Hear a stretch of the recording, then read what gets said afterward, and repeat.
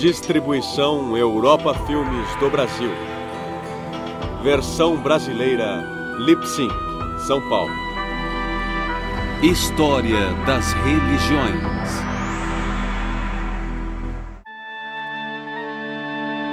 Judaísmo. Shalom, Tovah Uvracha, Chen Vachesed V'Rachmim, Aleinu V'al Kol Yisrael Amecha.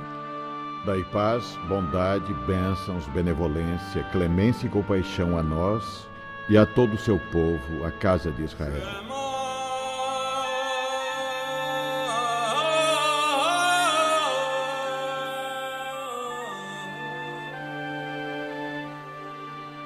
Quando falamos de judaísmo e de judeus, primeiro temos um problema de definição.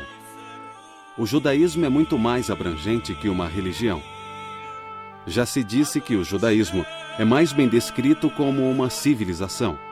Claro que os judeus têm uma teologia e uma concepção única de Deus, mas este é só o primeiro passo. O judaísmo obriga seus seguidores a um modo de vida, incluindo um código de leis e práticas e um sistema ético. A vida judaica inclui um amplo conceito de santidade que envolve um povo santo, a terra santa de Israel, a cidade santa de Jerusalém e uma língua santa, o hebraico. O judaísmo não deve ser visto como doutrina paralela ao cristianismo ou ao budismo, por exemplo.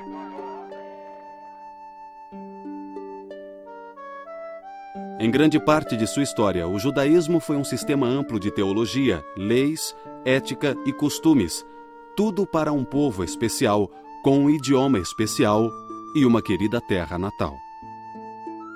Porém, no mundo moderno, definir o que é ser judeu é particularmente complicado. O judaísmo tornou-se pluralista. Boa parte dele corresponde ao significado tradicional da palavra religião, mas uma parte não será identificada como religião aos olhos de muitos não-judeus. Ao embarcarmos nessa jornada, estejamos prontos para explorar áreas que aparentemente são componentes incomuns da religião, mas que são partes intrínsecas da tradição única do judaísmo.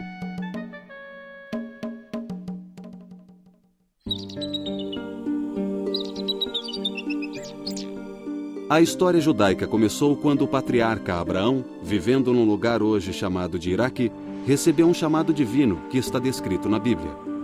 O Senhor disse a Abraão: deixa tua terra, teus parentes e a casa do teu pai, e vai para a terra que te mostrarei, e farei de ti uma grande nação, e te abençoarei, e engrandecerei teu nome, e serás uma bendição. Abraão, pai do povo judeu, teve uma das maiores inspirações humanas.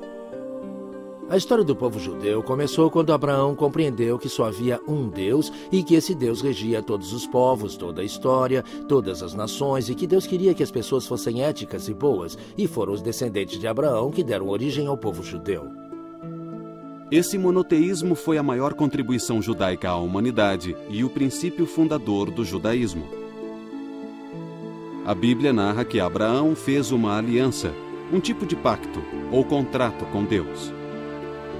É uma promessa de que sua família se multiplicaria como a areia dos mares e que viveria nessa terra que é regida pelo seu Deus. Eles seriam uma nação poderosa e sua casa seria a terra de Canaã, mais tarde conhecida como a terra de Israel. Alguns séculos depois dos patriarcas, os israelitas foram escravizados no Egito. Mas sob a liderança de Moisés e depois de uma série de experiências extraordinárias, os milagres descritos pela Bíblia, eles escaparam da feroz perseguição do faraó para o deserto do Sinai. No caminho, atravessaram o Mar Vermelho. A Bíblia diz que o mar se abriu milagrosamente para que eles passassem. No Monte Sinai, Moisés recebeu de Deus a revelação básica que conduziria o povo judeu através da história. Da montanha, ele trouxe todo um código de leis e de ética, em cujo cerne estavam os 10 mandamentos. Sou o Senhor vosso Deus, que vos tirou da terra do Egito e vos livrou da escravidão. Não tereis outros deuses diante de mim. não tomareis o nome. Provavelmente ele recebeu mais do que 10 mandamentos, mas parte da lei pode ter se desenvolvido mais tarde. Moisés pode ter estabelecido os parâmetros básicos para a lei e os detalhes foram inseridos durante a história da comunidade. Mas o que realmente distinguia Israel dos povos vizinhos, dos edomitas, moabitas e outros povos, era o seu sistema legal e o seu sistema moral, e o sistema religioso, a crença em um único Deus. Isso os distinguia dos outros povos da região. Não cobiçarás. O Código Mosaico é conhecido como Torá. Torá significa instrução. Pode ser sinônimo de lei. Pode ser. Às vezes, num sentido bem específico, Torá se refere aos primeiros 5 livros da Bíblia hebraica. Depois de 40 anos vagando no deserto do Sinai, as 12 tribos dos filhos de Israel chegaram à Terra Prometida e a conquistaram.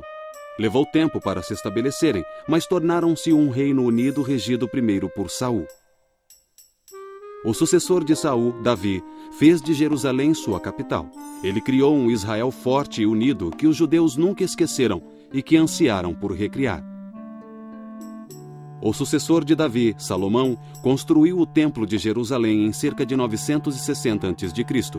Esse templo foi o foco do culto israelita, que, em termos acadêmicos, significa um sistema religioso de adoração ou ritual. O culto israelita tinha como centro um sistema sacrificial. Foi centralizado por Moisés num santuário portátil que seria carregado pelo deserto do Sinai.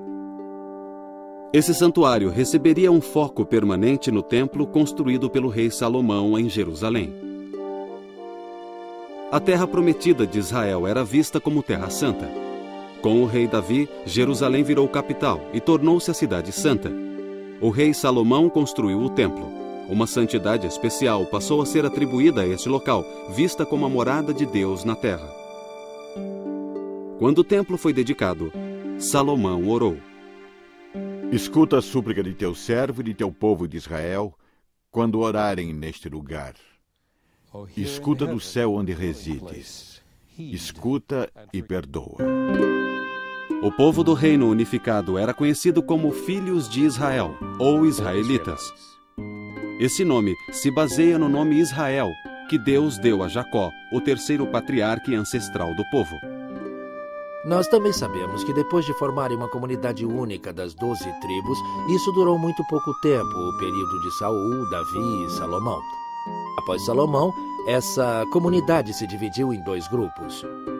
Um grupo do norte com cerca de 7 ou 10 tribos e um grupo do sul com as tribos restantes. O grupo do norte, chamado Israel, durou mais ou menos 200 anos, foi conquistado pelos assírios e desapareceu da história. Não sabemos o que aconteceu com eles. A palavra judeu passou a se aplicar a todo o povo e mais tarde a palavra judaísmo foi cunhada para se referir à sua religião. Outro nome inicial para o povo era hebreus. Quando Israel caiu, o reino de Judá se manteve independente por mais de um século, até 586 a.C., quando Judá foi tomada pelos babilônios. O templo foi destruído. A elite de Judá foi exilada na Babilônia. Eles conseguiram preservar sua identidade, mas seus salmos registram sua angústia.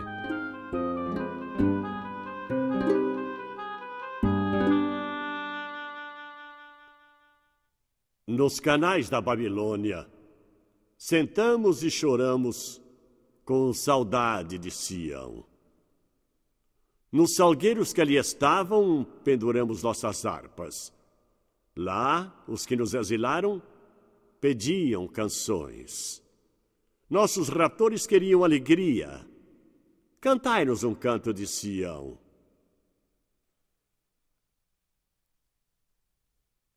Como poderíamos cantar um canto do Senhor numa terra estrangeira? Se eu me esquecer de ti, Jerusalém, que me seque a mão direita, que me cole a língua ao paladar. Caso eu não me lembre de ti, caso eu não eleve Jerusalém ao topo da minha alegria. A fidelidade judaica foi recompensada após décadas de cativeiro, quando Ciro, o rei persa que conquistara a Babilônia, permitiu-lhes voltar a Jerusalém. Os que retornaram reconstruíram o templo. Quando os sobreviventes do exílio na Babilônia voltaram e reconstruíram no final do século VI a.C., eles fizeram o que chamamos de Segundo Templo. Esse templo sobreviveu ao longo do período romano. Os repatriados canonizaram a versão oficial do Pentateuco, os primeiros 5 livros sagrados que constituíram a Bíblia hebraica. Da época do primeiro templo até o exílio na Babilônia e entrando nos primeiros anos do segundo templo, Israel foi brindada com uma série de profetas. As falas de 15 desses profetas foram reunidas com escritos históricos e originaram uma segunda coleção de escritura judaica que foi acrescentada ao Pentateuco. Depois veio uma terceira seção, conhecida como Hagiógrafos. Era uma coleção de escritos literários e históricos adicionais. As 3 partes juntas formam a Bíblia dos Judeus, que provou ser um dos documentos mais influentes da civilização mundial. O segundo templo foi reconstruído por volta de 520 a.C. Ele continuaria em pé por mais 6 séculos. Em boa parte desse tempo, os judeus não tiveram soberania absoluta. Eles viveram em 516 a.C. até a destruição do segundo templo em 70 d.C. Naquela terra, embora nunca ou raramente com total liberdade, pois um império após outro conquistou a região. Era quase uma encruzilhada de civilizações. Eles foram governados por vários séculos pelos persas, depois pelos gregos e sírios, mas nos séculos I e II a.C., houve um período áureo de independência sob os governantes asmamitas, também conhecidos como macabeus.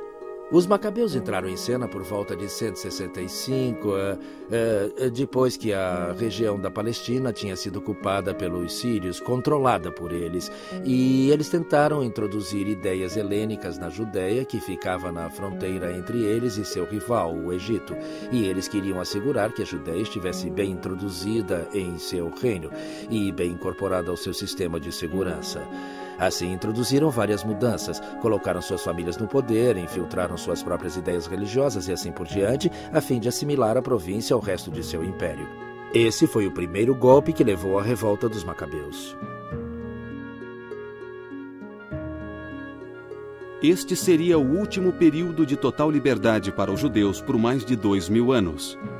Terminou com a conquista da Judéia pelos romanos em 63 a.C.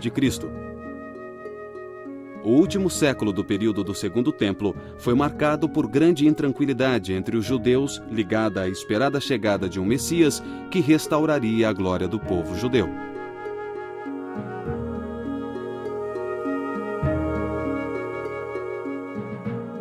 A maior crise do judaísmo deu-se em 70 d.C.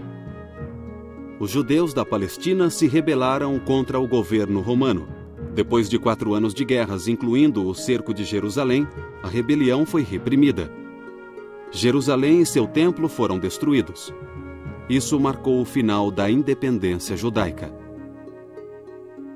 Os romanos deportaram levas de judeus de sua terra, dando início ao que os judeus chamaram de seu exílio, que duraria quase 19 séculos.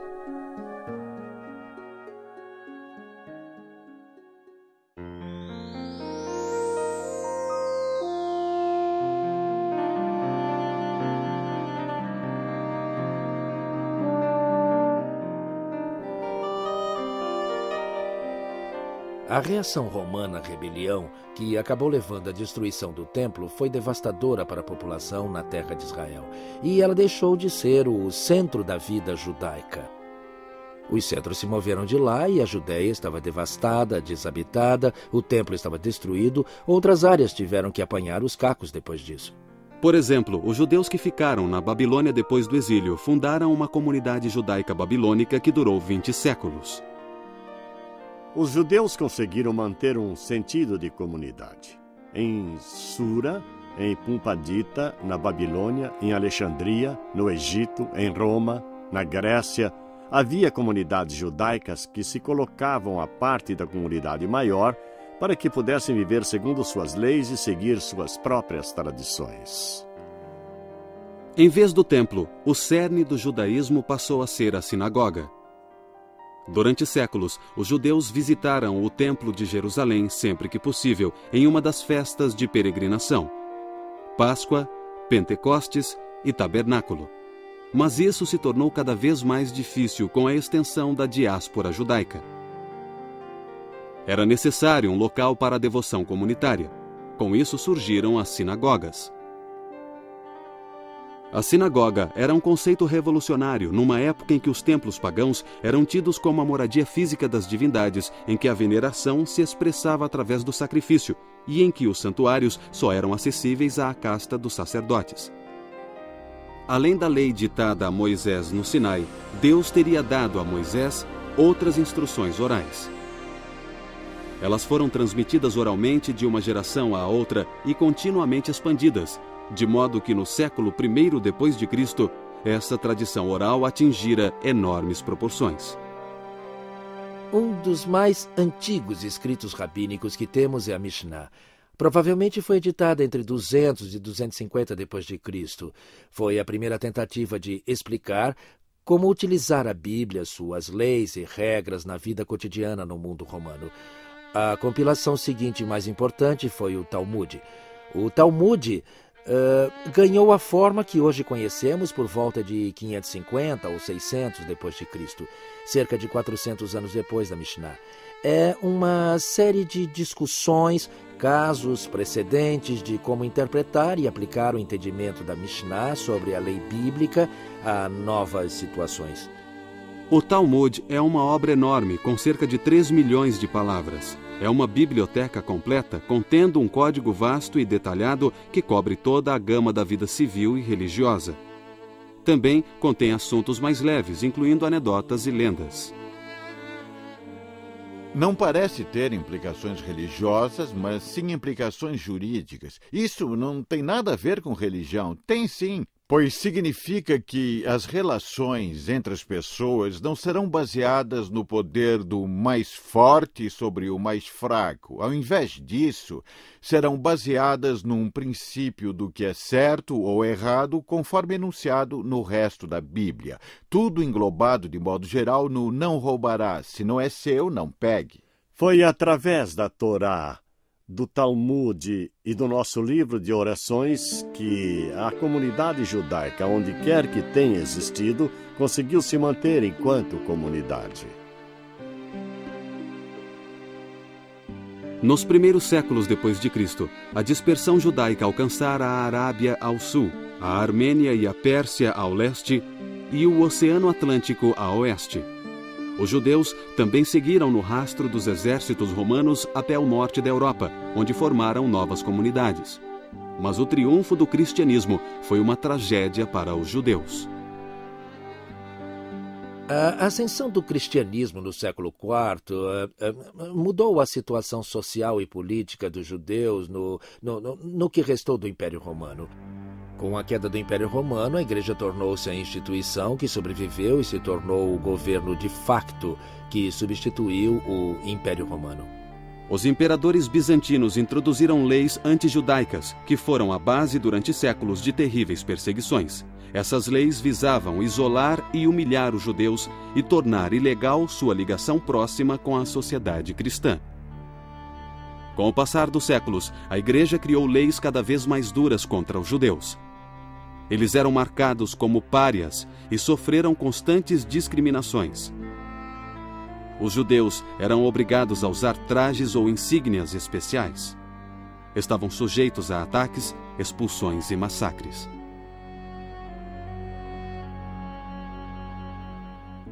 Sob tais circunstâncias, não espanta que os judeus confinados em seus próprios guetos tenham se tornado bastante introspectivos e imersos em sua própria cultura. Mas houve exceções em algumas épocas e lugares. Os judeus também participaram do Renascimento italiano com contribuições na ciência, literatura, filosofia, música e até na dança. Porém, de modo geral, a perseguição continuou.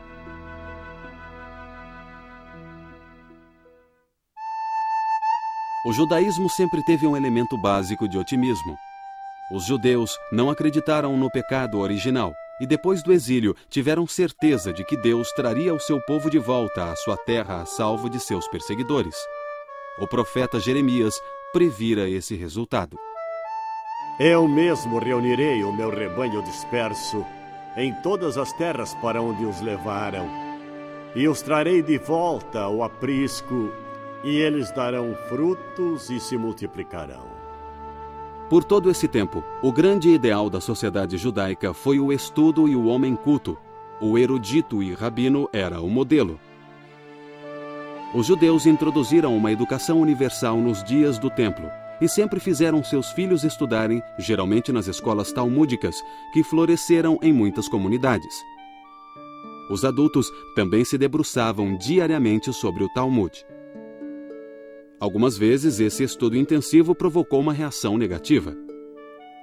Por exemplo, no século XVIII, um movimento pietista, o Hassidismo, rejeitou o fator intelectual da vida religiosa em favor de uma abordagem mais emocional. Os Hassidim, liderados por seu fundador, o Baal Shem Tov, o mestre do bom nome, no período medieval, quis trazer de volta ao judaísmo a celebração da vida e a alegria que sempre caracterizou a vida judaica com seus cantos e suas danças com a Torá e o sentimento de realização nessa relação com Deus. Depois das revoluções americana e francesa, os judeus deixaram de ser vistos como inferiores, sem ter direitos. Eles se tornaram cidadãos iguais. Muitos judeus passaram a questionar ensinamentos e práticas tradicionais. Surgiram novas formas de judaísmo. Uma das soluções mais influentes foi o judaísmo reformista. A reforma se deu no início do século XIX e, sob o impacto da interpretação bíblica moderna, determinou que eles não mais acreditassem que Deus dera a Torá completa e acabada no Sinai, mas que ela fora escrita por muitos homens ao longo dos séculos. Portanto, ela não foi dada por Deus, mas inspirada por ele. O judaísmo rabínico tradicional passou a ser chamado de ortodoxo para distingui-lo do judaísmo reformista. Embora os judeus sempre soubessem no que acreditavam, eles levaram milhares de anos para organizar sua teologia e credo de modo sistemático. Ao contrário do cristianismo, o judaísmo nunca teve um dogma oficial estipulado pelas autoridades. É verdade que a Bíblia está cheia de enunciados fundamentais do credo judaico, mas eles estão dispersos. A frase mais crucial aparece no Deuteronômio. Shema Yisrael, Hashem Elokeinu, Hashem Echad. Escuta, ó Israel, o Senhor nosso Deus. O Senhor é um só. Essa frase afirma o monoteísmo e também a submissão do povo a um só Deus.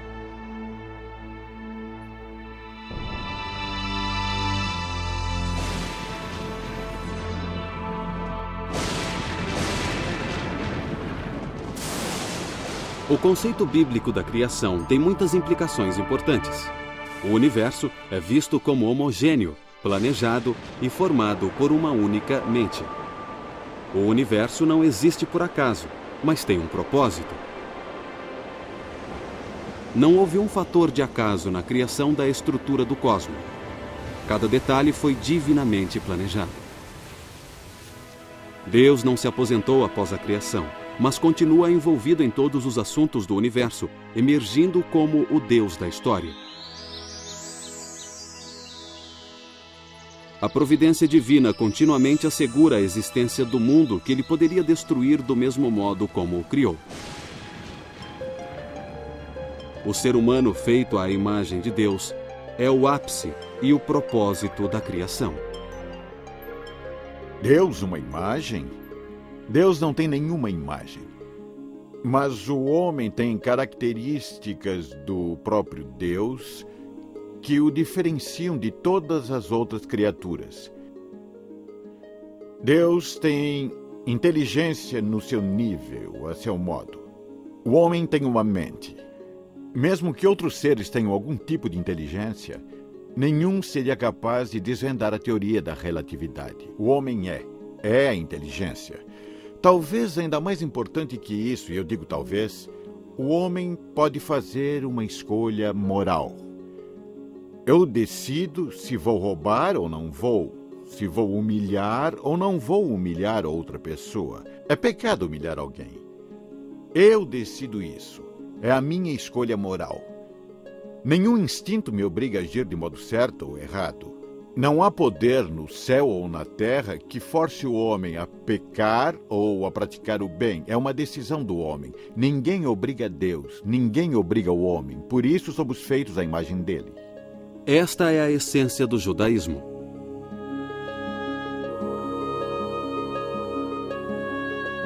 Os judeus antigos acreditavam que se seguissem a lei mosaica, estariam fazendo a vontade de Deus e que Deus estaria ao seu lado.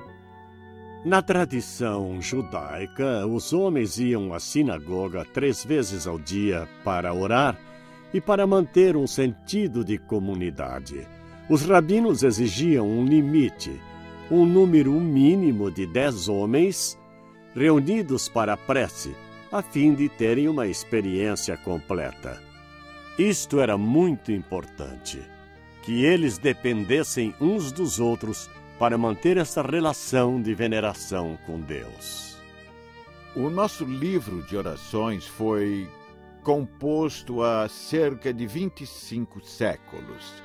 Eles examinaram a Bíblia e encontraram expressões que são adequadas à oração. Em um lugar diz, cura-me, Senhor, e eu serei curado. Bom, aí está, é uma prece maravilhosa. Eles fizeram uma única modificação. Não cura-me, mas cura-nos. Não eu serei curado, mas nós seremos curados. Essa ideia cria a dependência. Uma comunidade fica para sempre, ela continua indefinidamente. Os indivíduos são substituídos, mas a comunidade segue existindo. A comunidade tem responsabilidade para com todos dentro dela. A sinagoga tradicional era o centro da atividade comunitária. Ali, o judeu vivia boa parte da vida, sonhava e comungava com Deus e com seu vizinho. A sinagoga é o foco da comunidade para os judeus. A sinagoga é essencialmente, na nossa tradição, uma casa de veneração, uma casa de estudos e uma casa de companheirismo. São esses 3 aspectos da vida da sinagoga que unem a comunidade e a mantêm unida. Anochi Adonai Elohecha, asher hotzeisecha me'eretz Mitzrayim mibeit avadim.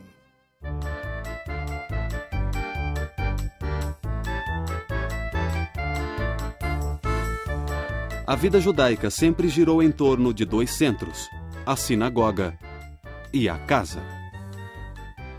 A casa é de fato o santuário de Israel, e mesmo depois da destruição do templo com o surgimento das sinagogas, ainda era em casa que se observava o sabá, os feriados, e havia a riqueza da tradição que fazia a família seguir aquilo que era sagrado e precioso em suas vidas.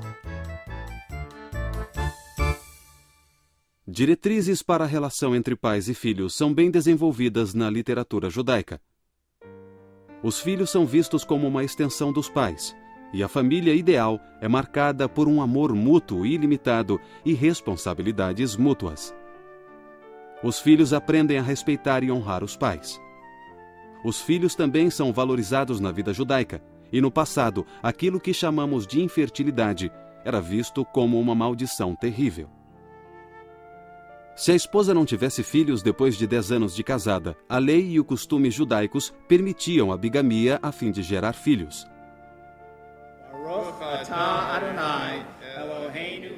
A vida judaica adquire um significado e um ritmo especiais com sua enorme variedade de festas, festividades e eventos em família. Esses eventos pontuam o ano judaico e lhe dão tempero e um caráter único. Esta é uma das maravilhas do judaísmo para mim.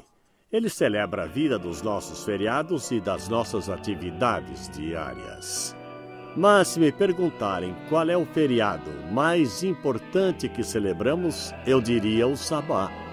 No Sabá, uma vez por semana, o judeu se dedica à sua família, à sua comunidade e a seu Deus. Nesse dia, você se afasta das preocupações e tarefas que o afligem durante os 6 dias da semana. É uma ocasião em que a família se reúne. Há uma refeição especial na sexta-feira à noite. A família relaxa ao redor da mesa de jantar e canta canções de sabá. Depois vai à sinagoga ou ao templo para o serviço religioso com a comunidade. Mas o sabá também é um período para estudar.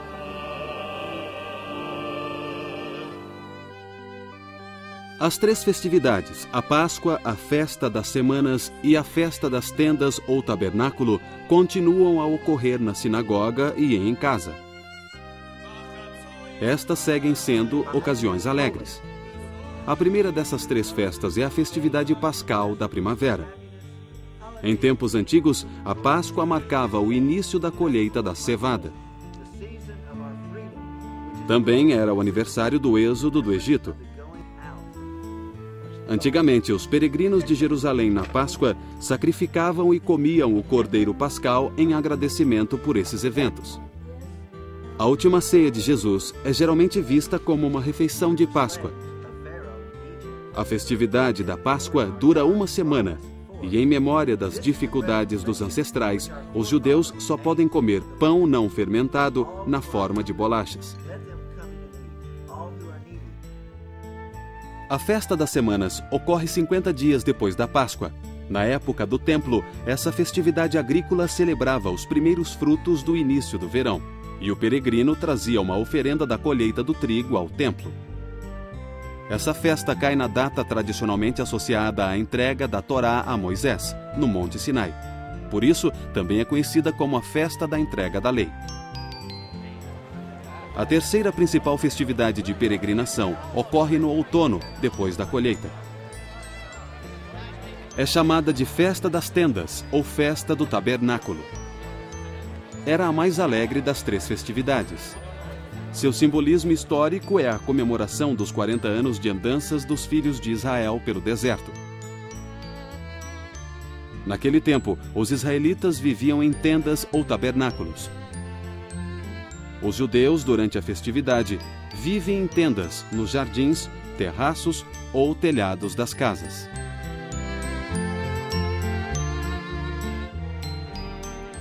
Elas são experiências muito alegres. Também existem ocasiões solenes na vida judaica. Os dias mais santificados do ano são Rosh Hashanah, o Ano Novo religioso, e 10 dias depois, Yom Kippur, o Dia do Perdão, na época do outono. E nessas datas o foco não está em casa como nos outros feriados, mas na sinagoga ou no templo, quando os judeus se reúnem para pedir perdão a Deus pelos pecados de ação e omissão do ano anterior, e para tentar começar um ano novo com a ficha limpa. Essas são as principais ocasiões solenes e festividades que celebramos. Mas eu devo acrescentar o Chanukah. Ele é o único feriado que celebramos que não é baseado nas Escrituras. Tornou-se um feriado importante, provavelmente por se dar na mesma época que o Natal, mas é uma ocasião de alegria e celebração baseada numa linda história da primeira vitória pela liberdade religiosa nos registros históricos, encontrada nos apócrifos, nos 1º e 2º livros dos Macabeus. E celebramos o Purim, uma festa menos importante, pois não se encontra na Torá, mas está nas escrituras hebraicas e comemora a libertação dos judeus da tirania de um déspota. Quando os judeus estavam na Pérsia, eles foram atacados pelo inimigo. A rainha era judia e ela ajudou a salvar o seu povo naquela época. Fazemos uma grande celebração. As crianças se fantasiam, fazem várias brincadeiras também e se divertem muito, elas adoram. A liberdade é um tema que entra em todos os feriados importantes. O anseio de ser livre, de venerar o único Deus e de viver em paz como uma comunidade. O segundo ciclo de ocasiões especiais consiste nos marcos da vida familiar. Esses marcos começam com o casamento, que entre os judeus tem 2 finalidades: procriação e companheirismo. Os casamentos podem ser realizados em qualquer lugar, mas a sinagoga é o local favorito. A cerimônia é feita ao ar livre, se possível, para lembrar a promessa de Deus a Abraão de que sua prole seria tão numerosa quanto as estrelas. Na cerimônia de casamento, um palho é segurado sobre o casal para simbolizar o lar que eles estão fundando. Depois do casamento, o evento seguinte no ciclo familiar é o nascimento de um filho. Deus ordenou a Adão e Eva que crescessem e se multiplicassem, e isso foi visto pelos judeus como o primeiro dos 10 mandamentos. Se a criança for menino, uma cerimônia de circuncisão ocorre uma semana após o nascimento. Os jovens casais judeus de hoje costumam dar uma festa de entrega do nome também para as filhas. Baruch atah Adonai Eloheinu melech haolam asher kiddushanu. Aos 13 anos de idade, um menino judeu é visto como um adulto e se torna responsável por seus atos e observância religiosa. Somente após a Idade Média, esta se tornou uma cerimônia especial. Mas, atualmente, o Bar Mitzvah se tornou um evento essencial no ciclo de vida judaico.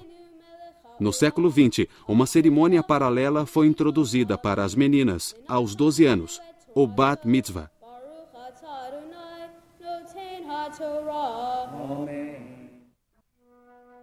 As leis judaicas para o velório são detalhadas. O enterro deve ocorrer o mais rápido possível, uma prática que reflete a origem do judaísmo num clima quente. Os judeus ortodoxos se opõem à cremação, pois acreditam que ela nega a possibilidade da ressurreição do corpo. Mas a cremação é permitida no judaísmo reformista. A vida sendo tão preciosa, o judaísmo diz que a morte não deve ser precipitada pela eutanásia ou qualquer ação que a antecipe. Em geral, o princípio ético básico é que quando a vida estiver em jogo, qualquer outra lei cai por terra. A vida humana vale mais que tudo. Somente 3 proibições são maiores que a preservação da vida. Não se podem fazer estas coisas mesmo que alguém morra. São elas cometer incesto, praticar assassinato ou idolatria. Mas em tudo o mais, a preservação da vida prevalece. Do Código Mosaico, os rabinos derivaram 613 mandamentos para os judeus cumprirem. Como vimos, muitos deles estão ligados à sinagoga e à vida familiar, às festas e aos jejuns. Centenas de mandamentos estão ligados ao ritual do templo e à vida agrícola no Israel antigo, e esses não são usados há quase 2000 anos. Mas outros mandamentos afetam todos os aspectos da vida cotidiana. Os mais óbvios são as regras de alimentação, kosher. Muitos animais são totalmente vetados, incluindo crustáceos e carne de porco. Há regras básicas para o ritual do abate dos animais para assegurar uma morte rápida e humana. Outras regras prescrevem, como extrair o sangue, que é visto como sede da vida. Os rabinos também derivaram da Bíblia o veto de comer laticínios junto com carnes.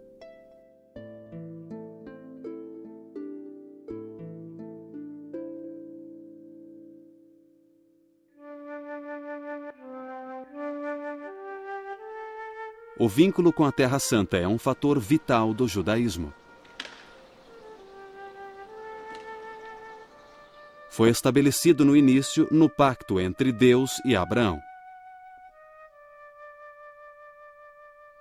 A qualidade religiosa da vida na terra de Israel era vista como superior à de outros lugares. Não só um maior número de mandamentos podia ser cumprido em Israel, e sobretudo em Jerusalém, mas o judeu também se sentia mais perto da presença de Deus. Jerusalém representava o local onde se podia sentir a presença divina. Você podia, entre aspas, ver Deus. Você podia senti-lo ali mais do que em qualquer outro lugar. Ele representava, num sentido, a história judaica. O rei Davi, o rei Salomão, um tempo maravilhoso. Jerusalém sempre foi considerada o centro espiritual e simbólico do povo judeu. Nós saímos de Jerusalém, nós voltaremos para Jerusalém, voltaremos para lá. Certamente o Estado de Israel é uma preocupação primordial dos judeus em todo o mundo. Começando no final do século XIX, quando os judeus foram expulsos da Rússia, da Polônia, da maior parte do leste europeu. A migração de volta à Terra Santa começou de novo com toda a força. E aí veio Hitler e a tragédia do Holocausto. Parte da tragédia é que os judeus, que talvez tenham escapado da tirania nazista, não tinham para onde ir.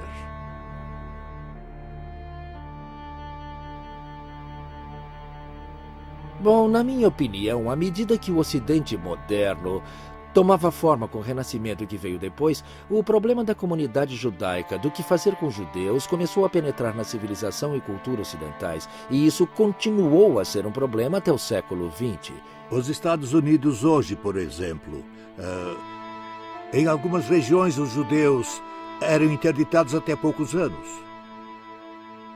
Pela mesma razão que os alemães nazistas mataram 6 milhões de judeus, pela única razão de serem judeus. Éramos odiados na Rússia só por sermos uma minoria e por sermos judeus. Em 1918, houve pogroms de judeus. Bandos invadiram nossa cidade e mataram, num só dia, mais de 500 pessoas. Buscavam, sobretudo, os homens. Isso foi em 1918, eu já tinha 13 anos. Ainda me lembro dessas atrocidades. Os homens jaziam nas ruas e 2 dias depois nos deram permissão para finalmente enterrá-los adequadamente. O Holocausto foi pior que qualquer outra perseguição já existente, mas teve continuidade com a ideia da segregação, dos guetos, o uso de insígnias especiais para identificar os judeus, restrições à atividade econômica. Nada disso foi original. Tudo isso teve raízes muito cedo no Ocidente. O problema dos judeus estava imbuído no Ocidente e continuou a modelar os eventos por centenas de anos até o nosso século.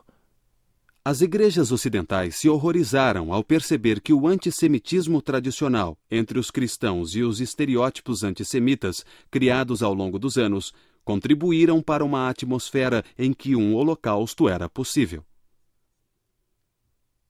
As igrejas cristãs condenaram todas as formas de antissemitismo e logo se desenvolveu um diálogo entre judeus e cristãos. No século passado, o conceito do retorno a Sião foi transformado pelo movimento político sionista e culminou na criação do Estado de Israel em 1948.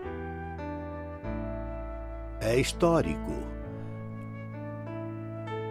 Nós não tínhamos um país até 1948. Em 1948, finalmente recuperamos o nosso país.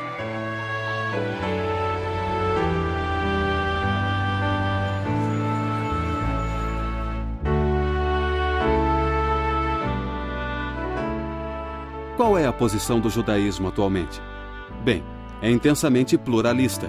Hoje, há cerca de 12 milhões de judeus no mundo, cerca de 6 milhões nos Estados Unidos e 4 milhões em Israel.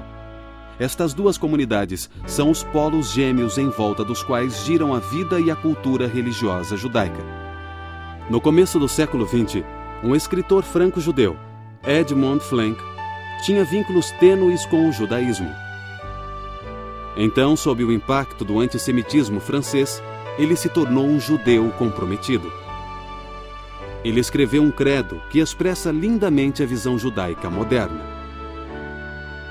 Sou um judeu, pois tendo nascido do povo judeu e o recuperado, meu desejo é que vivam depois de mim, mais vivos do que em mim. Sou um judeu, pois a fé judaica não exige de mim nenhuma resignação mental. Sou um judeu, pois a fé judaica exige de mim toda a devoção do meu coração. Sou um judeu, pois em todo lugar onde o sofrimento chora, o judeu chora. Sou um judeu, pois toda vez onde o desespero impera, o judeu tem esperança. Sou um judeu, pois a palavra do judaísmo é a mais antiga e mais nova. Sou um judeu, pois a promessa do judaísmo é uma promessa universal. Sou um judeu, pois para os judeus o mundo ainda não está terminado. Os homens o estão terminando. Sou um judeu, pois para os judeus o homem não é criado, os homens o estão criando.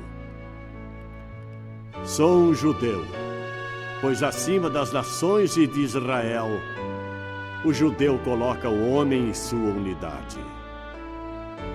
Sou um judeu, pois acima do homem, imagem da unidade divina, o judaísmo coloca a unidade divina e sua divindade.